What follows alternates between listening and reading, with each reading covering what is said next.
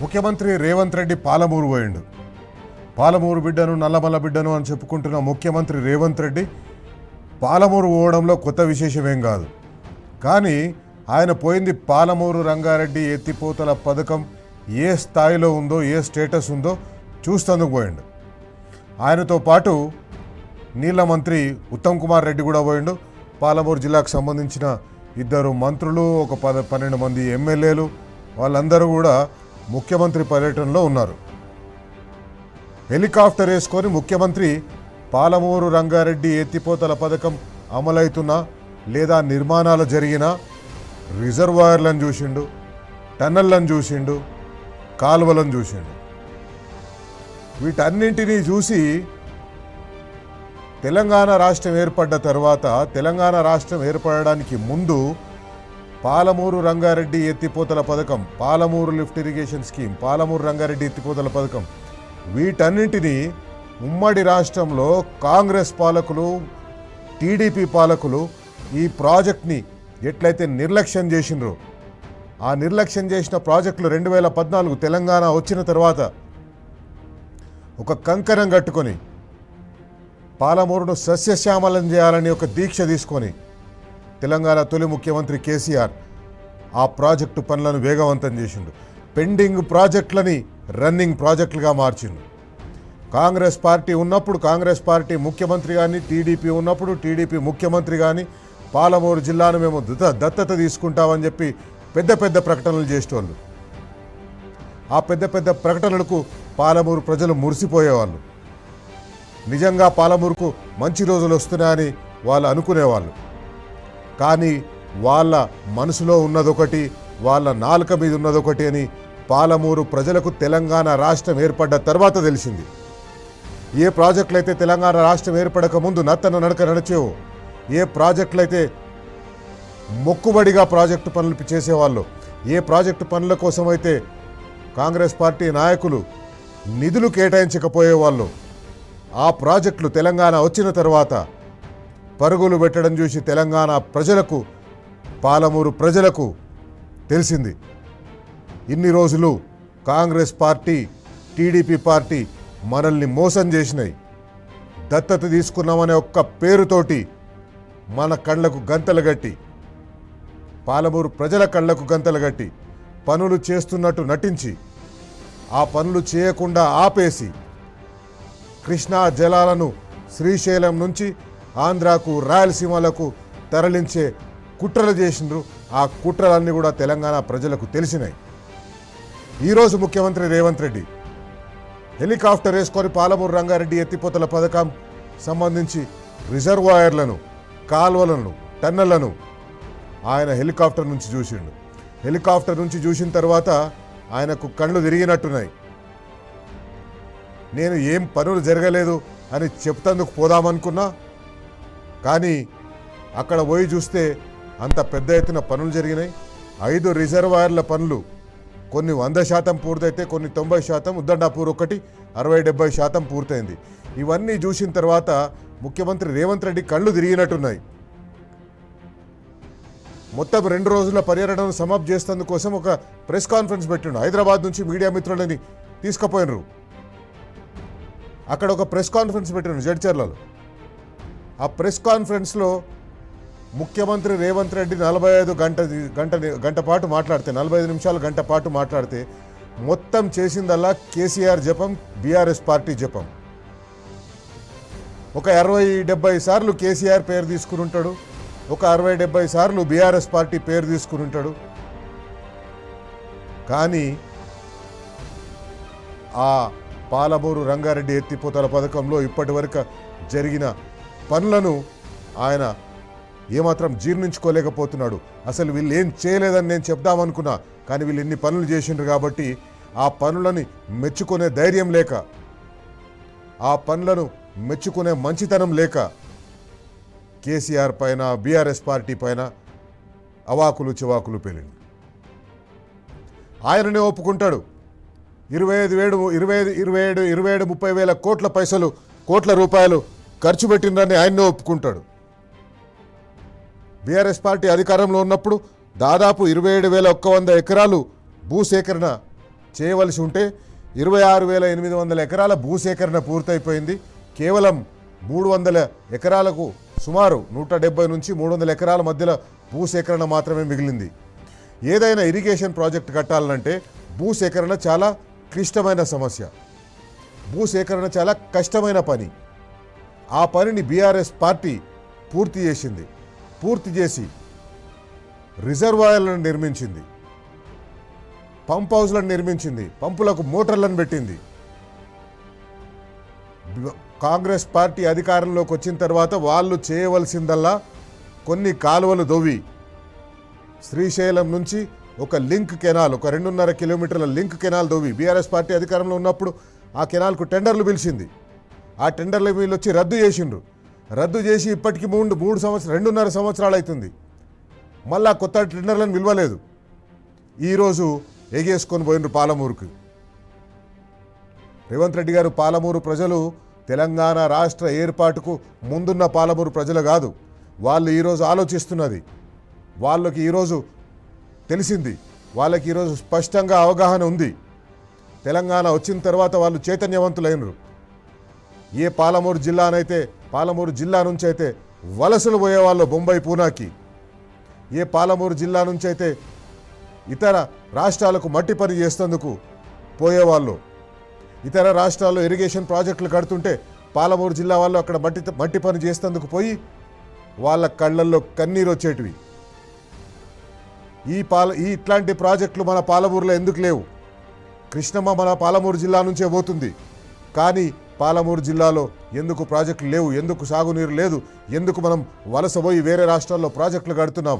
ఇది పాలమూరు వాళ్ళ కళ్ళల్లో ఎప్పుడు కనిపించే కన్నీరు. అట్లాంటి పాలమూరు నుంచి వలసలను ఆపింది తెలంగాణ రాష్ట్రం. తెలంగాణ రాష్ట్రం ఏర్పడిన తర్వాత వలసలు ఆగిపోయినాయి. నేను కూడా పాలమూరు నుంచే వచ్చిన.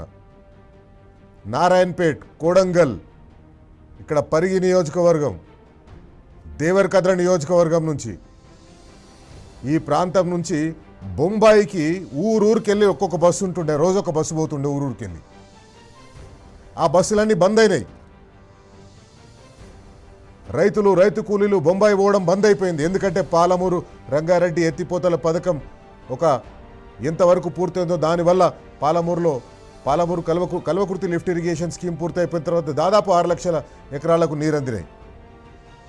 ఈ ప్రాజెక్టులన్నీ పూర్తయిపోతే పాలమూరు కంప్లీట్ వలసల జిల్లా అనే పేరును రూపుమాపేస్తుంది. 2.5 సంవత్సరాలు 30 నెలలైంది కాంగ్రెస్ పార్టీ అధికారంలోకి వచ్చి. ఈరోజు మేమేదో ఈ ప్రాజెక్టును మరో 2 సంవత్సరాల్లో పూర్తి చేస్తామంటున్నారు. నిజంగానే మీరు పాలమూరు బిడ్డ అయితే, నిజంగానే మీకు పాలమూరు మీద చిత్తశుద్ధి ఉంటే, పాలమూరు వ్యవసాయం మీద చిత్తశుద్ధి ఉంటే ఈ పార్టీకి ఈ ప్రాజెక్టు పూర్తి అయిపోయి ఉండేది. బీఆర్ఎస్ పార్టీ అధికారంలో ఉన్న ఈ పార్టీకి ఈ ప్రాజెక్టు పూర్తయిపోయి పాలమూరు ఈ పార్టీకే పాలమూరు రంగారెడ్డి ఎత్తిపోతల పథకం కింద 2వ పంట తీసి ఉండేవాళ్ళు. కానీ ఈరోజు 30 నెలల తర్వాత తమాషా చేసేందుకు కాంగ్రెస్ పార్టీ నాయకులు అక్కడికి పోయినరు. తమాషా చేస్తున్నారు. ఇంకా 4,000 ఎకరాల భూసేకరణ చేయాలంటున్నారు. ఇంకా 4,000 ఎకరాల భూసేకరణ చేయాల్సి ఉంటే మీకు మిగిలింది ఇంకా 2 సంవత్సరాలే. ఆ భూసేకరణకు కావాల్సిన నిధులు మీరు బడ్జెట్లో పెట్టలేదు. ఆ భూసేకరణ మీరు ఎట్లా చేస్తారో చెప్తలేరు. ఆ 4,000 ఎకరాల భూసేకరణ చేసేందుకోసమే మీ తల ప్రాణం తోకకొస్తుంది. మీకు చేత కాదు భూసేకరణ చేయడం. బీఆర్ఎస్ పార్టీ అధికారంలో ఉన్నప్పుడు రైతులను ఒప్పించి ₹1 ఎక్కువిచ్చి భూమిని తీసుకొని ఆ ప్రాజెక్టులను వేగవంతంగా పూర్తి చేసింది. మీకు చేత కాదు. మీరు కేవలం రాజకీయాలు మాట్లాడతారు, రైతుల సంక్షేమం గురించి మాట్లాడరు.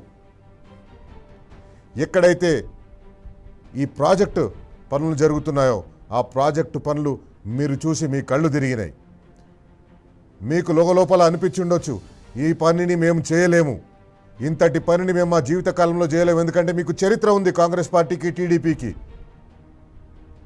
ప్రాజెక్టు అనేది ఒకటి ప్రారంభించి శంకుస్థాపన వేసి ఆ శంకుస్థాపన రాయి పగిలిపోయే వరకు దాన్ని దిక్కు చూసేటోళ్ళు కాదు. మళ్ళీ ఎవరైనా ప్రశ్నిస్తే అప్పుడు పోయి దత్తకు తీసుకుంటున్నా 6 నెలల్లో ఇది అయిపోతుంది, సంవత్సరంలో ఇది అయిపోతుంది అని చెప్పేవాళ్ళు. కానీ ఈరోజు వరకు అది కాలేదు. రేపు మీరు చేయబోయేది కూడా అదే. పాలమూరు రంగారెడ్డి ఎత్తిపోతల పథకానికి మీరు చేయబోయేది కూడా అదే. ఈరోజు మీరు పోయి వచ్చిండ్రు, మళ్ళీ 6 నెలల తర్వాత పోయి చూస్తే ఎక్కడ గొంగలు అక్కడనే ఉంటుంది, ఒక్క పని కూడా ముందరికి జరగదు. పాలమూరు ప్రజలారా, ఇది మీరు రాసి పెట్టుకోండి ఖచ్చితంగా. ఇది కాంగ్రెస్ పార్టీ చరిత్ర. కాంగ్రెస్ పార్టీలో ఇప్పుడు ముఖ్యమంత్రిగా ఉన్న రేవంత్ రెడ్డి గురువు ఆంధ్రాలో ముఖ్యమంత్రిగా ఉన్నాడు. ఆయనకు కృష్ణా జలాలు అవసరం. ఎంత దుర్మార్గమైన పని అంటే, తాత్కాలిక ఒప్పందం కింద కృష్ణా వాటర్ బోర్డు తెలంగాణకు ఆంధ్రాకు కలిపి వాటర్ తాత్కాలికంగా డివైడ్ చేసింది. ఆ తాత్కాలికంగా డివైడ్ చేసిన దాంట్లో తెలంగాణకు 34% కృష్ణా జలాల్లో తెలంగాణకు 34% జలాలను కేటాయించింది, 34.66. ఆంధ్రాకు 72.73% జలాలను కేటాయించింది. కానీ గత సంవత్సరం వాడుకున్నది ఎంత? మాట్లాడితే నేను పాలమూరు నుంచి వచ్చిన వెనుకబడిన ప్రాంతం పాలమూరు నుంచి ముఖ్యమంత్రి అయినా మీరు ఓర్చుకోలేకపోతున్నట్టున్నారు. ఓర్చుకోలేకపోవడం కాదు ముఖ్యమంత్రి గారు, పాలమూరు బిడ్డలు చాలా సహనంగా మీ చర్యలన్నింటినీ పరిశీలిస్తున్నారు, దగ్గరగా చూస్తున్నారు. మీరు చేసే ద్రోహాన్ని వాళ్ళు చూస్తున్నారు. 2024-25 సంవత్సరంలో కృష్ణా జలాల వాడకంలో తెలంగాణ 34.66% జలాలు వాడవలసి ఉంటే వాడింది కేవలం 27.27% మాత్రమే.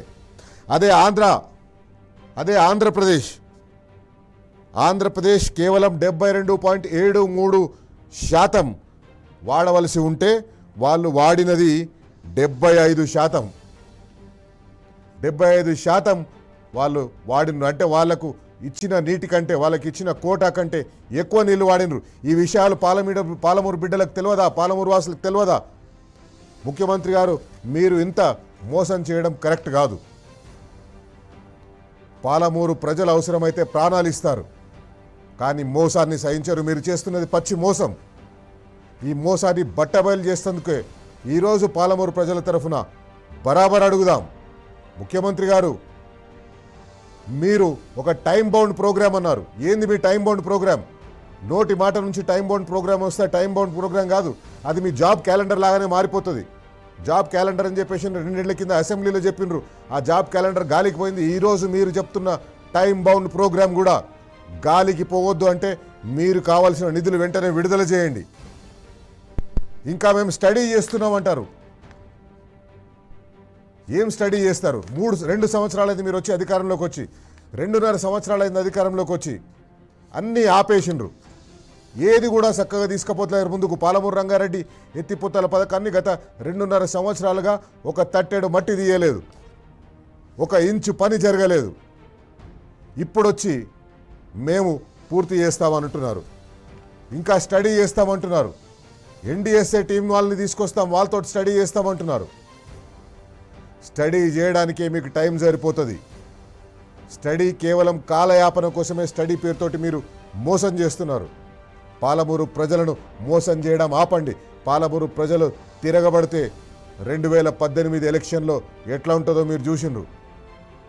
1 సీటు కూడా రాలే మీకు. ముఖ్యమంత్రి గారు, మీరే అక్కడి నుంచి కోడంగల్ నుంచి ఓడిపోయినరు. పాలమూరు ప్రజలు ప్రేమిస్తే గుండెలకు అద్దుకుంటారు, ద్రోహం చేస్తే గుండెల్లో గుణపాలు దించుతారు. ఇది ఖచ్చితంగా ముఖ్యమంత్రి రేవంత్ రెడ్డి గారు గుర్తుపెట్టుకోవాల్సింది. పాలమూరు జిల్లా నాయకులందరూ రియాక్ట్ అయినారు ముఖ్యమంత్రి రేవంత్ రెడ్డి ఈరోజు తన పర్యటన మీద. ముఖ్యమంత్రి మొత్తం ఉత్త పాలమూరుకే కాదు, తెలంగాణకు మొత్తం ద్రోహం చేస్తాడానికి సిద్ధమైండు. ఒక టీఎంసీ నీరు 6,000 ఎకరాలకు పారవలసి ఉంటుంది అనే లెక్కలుంటే, ఈరోజు 1 టీఎంసీ నీరు 15,000 ఎకరాలకని లెక్క తీసుకొచ్చి శాశ్వతంగా తెలంగాణకు జలద్రోహం చేసే ఒక కార్యక్రమాన్ని మొదలుపెట్టిండు. అంటే 1 టీఎంసీకి 15,000 ఎకరాలంటే దాదాపు మనకు కావాల్సిన వాటాని, మనకు కావాల్సిన నీళ్ళని మనమే తక్కువ చేసి చూపించుకున్నట్టు. 6,000 ఎకరాలకు 1 టీఎంసీ నీరంటే ఇప్పుడు 15,000 ఎకరాలకు 1 టీఎంసీ నీరు అంటే సగానికి సగం నీరు తగ్గించే ప్రయత్నం చేస్తున్నాడు. మొన్న కరెంటు మీద మాట్లాడిండు. 3 గంటల కరెంట్ ఇస్తే చాలంటారు. రైతులు 10 హార్స్ పవర్ల మోటార్లు పెట్టుకుంటే 3 గంటల్లో మొత్తం పారుతుందంటాడు. ఈరోజు అదే కుట్రని, అదే ద్రోహాన్ని తెలంగాణ రైతుల మీద చేస్తున్నారు. పాలమూరు రైతుల మీద చేస్తున్నారు. 6,000 ఎకరాలకు 1 టీఎంసీ నీరైతే ముఖ్యమంత్రి రేవంత్ రెడ్డి ఇప్పుడు చెప్తున్నది 15,000 ఎకరాలకు 1 టీఎంసీ నీరని. ఆ రకంగా జల ద్రోహం చేస్తున్నారు. తెలంగాణ ప్రజలను, తెలంగాణ రైతులను డ్రిప్పుల వైపు లేదా స్ప్రింక్లర్ల వైపు తీసుకుపోయే ప్రయత్నం చేస్తున్నాడు. వరి సాగు చేసే రైతును ఉరివేసే ప్రయత్నం చేస్తున్నాడు. అందుకే ఈరోజు టీ న్యూస్ వేదికగా ముఖ్యమంత్రి 2 రోజుల పర్యటన పూర్తయిన సందర్భంగా ముఖ్యమంత్రిని కొన్ని ప్రశ్నలు అడుగుదాం, బరాబర్ అడుగుదాం. పాలమూరు ప్రజల పక్షాన అడుగుదాం, తెలంగాణ రైతాంగం పక్షాన అడుగుదాం. ముఖ్యమంత్రి రేవంత్ గారిని క్వశ్చన్ చేద్దాం, కాంగ్రెస్ పార్టీ నాయకులను క్వశ్చన్ చేద్దాం, బరాబర్ అడుగుదాం. కృష్ణా జలాల చరిత్రలోనే ఈ ఏడాది తెలంగాణ చరిత్రలో ఎన్నడూ లేనంత తక్కువ నీరు వాడుకున్నది కాంగ్రెస్ పార్టీ ప్రభుత్వం కాదా? 75-25 కాంగ్రెస్ పార్టీ అధికారంలోకి వచ్చిన తర్వాత కృష్ణా జిల్లాల్లో ఆంధ్ర వాడుకున్నది 75%. ఏ జిల్లాలనైతే కృష్ణా నది వాడుతుందో ఆ జిల్లాలో లేదా ఆ కృష్ణా పరివాహక ప్రాంతంలో వాడుకున్నది 25% నీళ్లు మాత్రమే. ఇది మీ వైఫల్యం కాదా? బరాబర్ అడుగుదాం.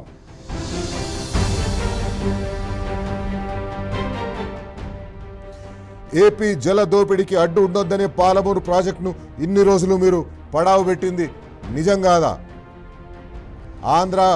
ఆంధ్రాకు లాభం చేకూరుస్తందుకు, రాయలసీమకు లాభం చేకూరుస్తందుకు 2.5 సంవత్సరాలు ఈ ప్రాజెక్టులో తట్టెడు మట్టి ఎత్తకుండా ఈరోజు హెలికాప్టర్లో చక్కర్లు కొట్టి మీరు పాలమూరు ప్రజలను మోసం చేయాలని చూస్తున్నది వాస్తవం కాదా? బరాబర్ అడుగుదాం.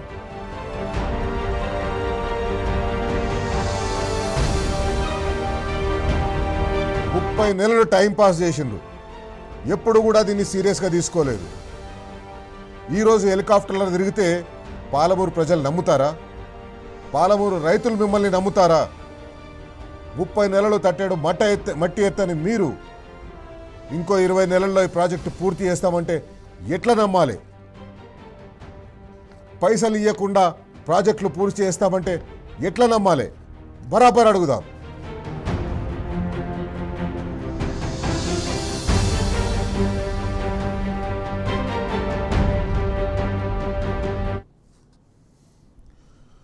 పాలమూరు ప్రజలను మోసం చేసేందుకు పాలమూరు రంగారెడ్డి ఎత్తిపోతల పథకం గురించి మేమేదో పూర్తి చేస్తామని చెప్పడం కోసం ఈరోజు ముఖ్యమంత్రి కాంగ్రెస్ పార్టీ పటాలమంతా మహబూబ్ నగర్ పోయింది, పాలమూరు జిల్లాకు పోయింది. పాలమూరు జిల్లాలో హెలికాప్టర్లు వేసుకొని చక్కర్లు కొట్టిండ్రు. హెలికాప్టర్లు వేసుకొని చక్కర్లు కొట్టి చూస్తేనే తెలవనంత గొప్ప ప్రాజెక్టు పాలమూరు రంగారెడ్డి ఎత్తిపోతల పథకాన్ని ముఖ్యమంత్రికి ఈ హెలికాప్టర్ తిరిగిన తర్వాత తెలిసింది. తిరిగిన తర్వాత ఆయన కళ్ళు చెదిరిపోయినాయి. ఆ పనులను చూసి ఎట్లా చేయగలిగినరు ఈ పనులన్నింటినీ బీఆర్ఎస్ పార్టీ ప్రభుత్వాన్ని ఆయన ఖచ్చితంగా ఆశ్చర్యపోయి ఉండొచ్చు. అందుకే ఆ మీటింగ్ అయిపోయిన తర్వాత వచ్చి, ఆ ప్రాజెక్టు పర్యటన అయిపోయిన తర్వాత వచ్చి కేసీఆర్ మీద తిట్ల దండకం అందుకున్నాడు, బీఆర్ఎస్ పార్టీ మీద తిట్ల దండకం అందుకున్నాడు.